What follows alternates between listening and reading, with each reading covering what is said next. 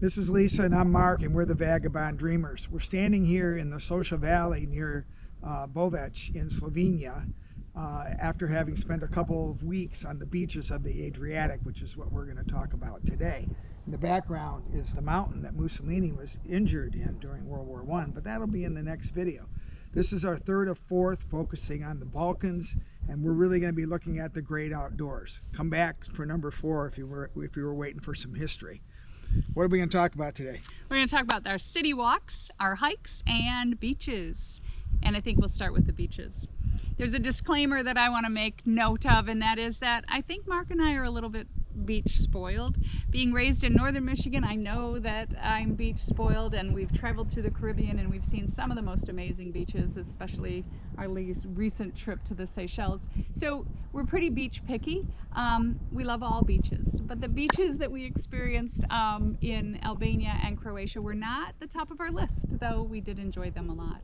So I'll start with Albania, where we went to the beaches of Dhermi and Gjipe and Vlore. So we stayed right in Vlore, and the Vlore beaches were very populated, tons of beach chairs, and really good swimming. As we moved down the coast, though, in the village of Dhermi, the water was a little more clear, a little more resort style, and we enjoyed that as well. And probably our favorite beach in Albania was Gjipe Beach. We had a little walk to it, which we'll talk about, but also it was set behind it was in a canyon, and there were cliffs behind us, and there were some caves to the side, and it was a beautiful pebble beach, and the water was crystal clear, and it was really, really lovely. And not super crowded either. No, as compared to some of the other ones. Yep. So that part was great. And we moved up to Croatia. We were going to go to Dubrovnik, and then we realized that we had to take a second mortgage on our house to even enter the city. So we stayed outside of Dubrovnik and went to a beach called Bellevue, which was really very sweet. It was in a cove right below these giant cliffs. Kids were jumping from 10 meters or more into the water. It was rocky beach, a stone pebble beach. But it was really beautiful, and the backdrop was really stunning. It was a fun way to get there too. It was interesting. Right. Yes. As you'll see the picture or the video of us climbing around the fence, which is all blocked off. Danger, danger, and yet everybody does it. So it's the only way to get there, unless you are staying at the resort, which backs it. Which, if you're not going to Dubrovnik, you're certainly not staying at that resort.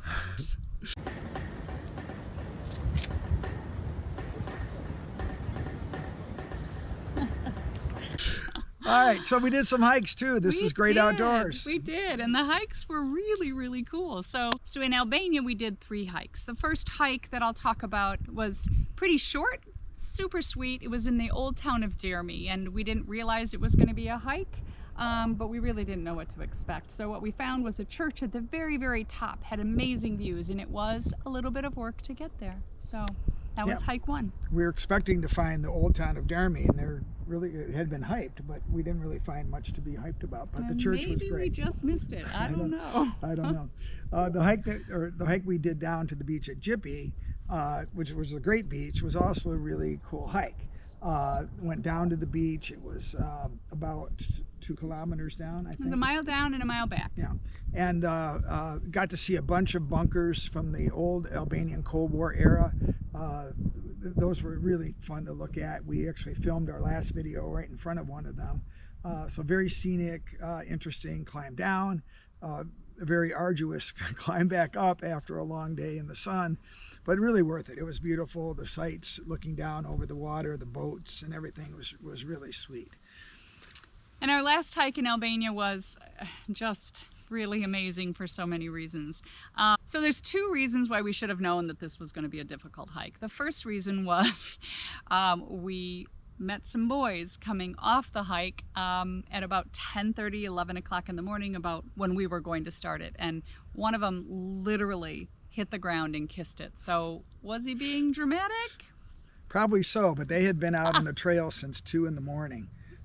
They did much more of the hike than we were going to do, but they were out there for like 9 hours. That was warning number 1. Warning number 2 was immediately the hike started like this. We just went straight up, and we continued to go straight up for about a mile and a half I think our first reprieve was at about a mile and 3/4, and it was rocky, and it was switchbacks, and it was a lot of work.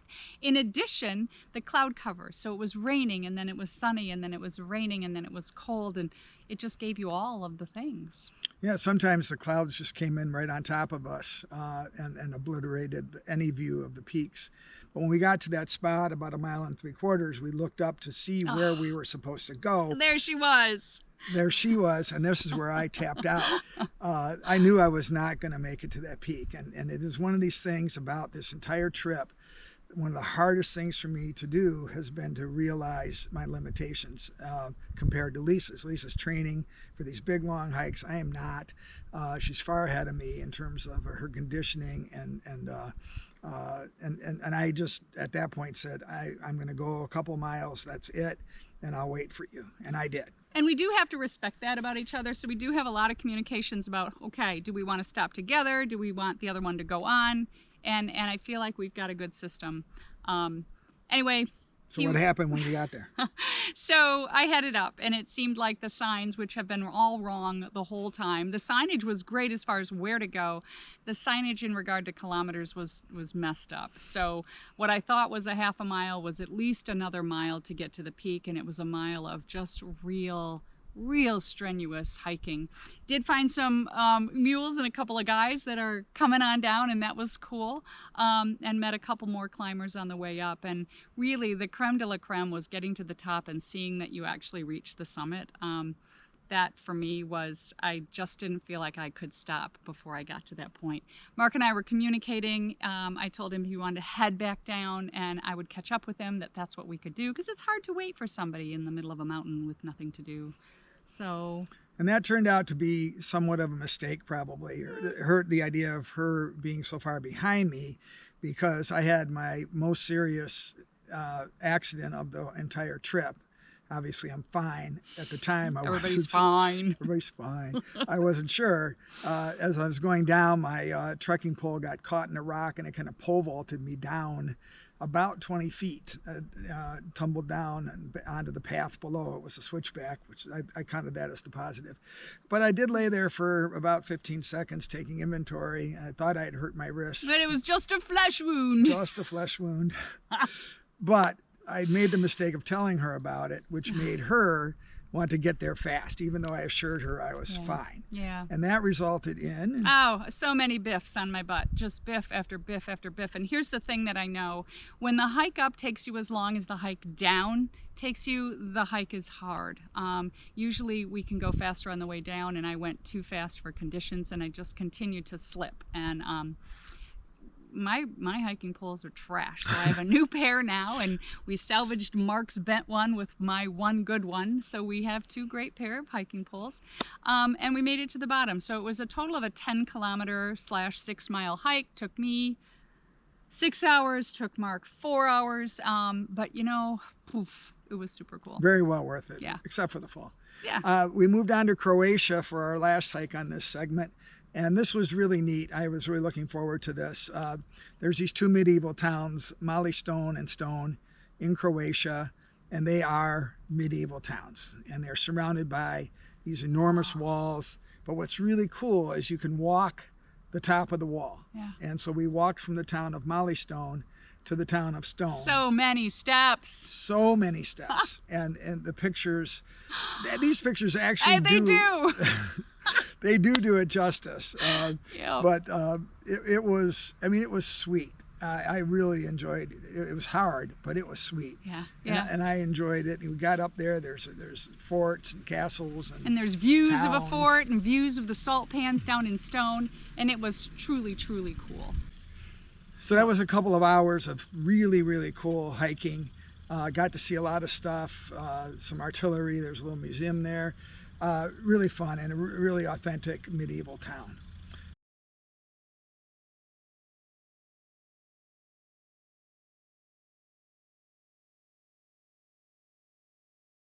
So then moving on to the cities, we spent some time walking around them.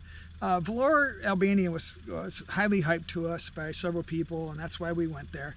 And the town itself was great. We had a wonderful apartment right in the middle of things. We could walk to everything, to eat, to whatever we wanted to do. It was great. We took a boat ride out to this cave on very rough days of the sea. That was intense. Yeah, it was great. But it was a lot.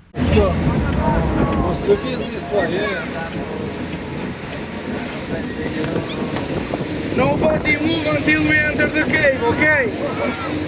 Don't move until we enter the cave.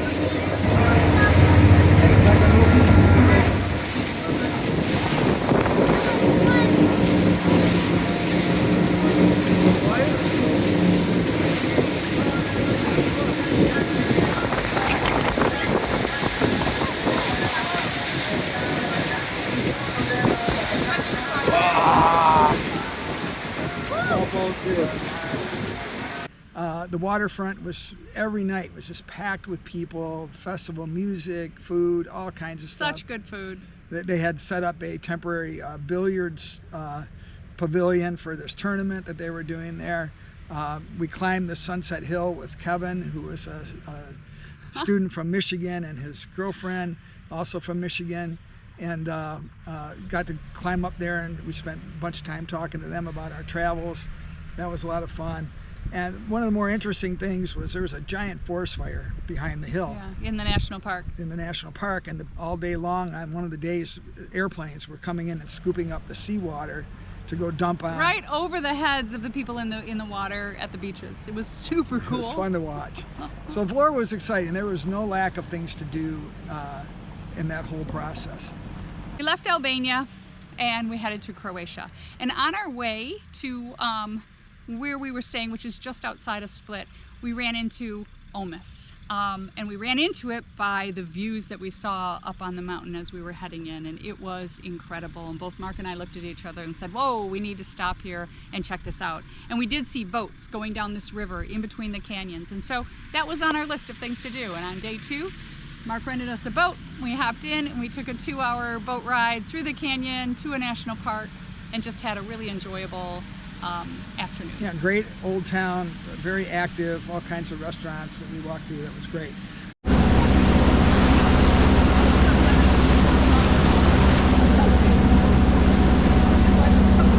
Split, of course, is super hyped, and we headed there and to Diocletian's palace, which basically is the old town. And this one did not meet expectations. It was packed to the gills. And not really that much to see, I didn't think. It was interesting, but it was pretty. It was pretty, yeah. but it really did underscore sometimes that on these trips, the hype isn't always met. And while it was interesting in some regards, to me and to Lisa, it was not a place we would go back to. Yeah, I think we spent about an hour, headed back to our spot, and packed up to head to where we are now. But on the way, we ran into just a gem that wasn't on our radar at all. So we had read about this sea coast town called Zadar, and we knew they had something called the Sea Organ. So we wanted to stop and check that out, and they were amazing. So they had built these pipes into the docks, or of the seawall, and it just made mostly beautiful music. It was really, really cool, and people just milling around and enjoying that. But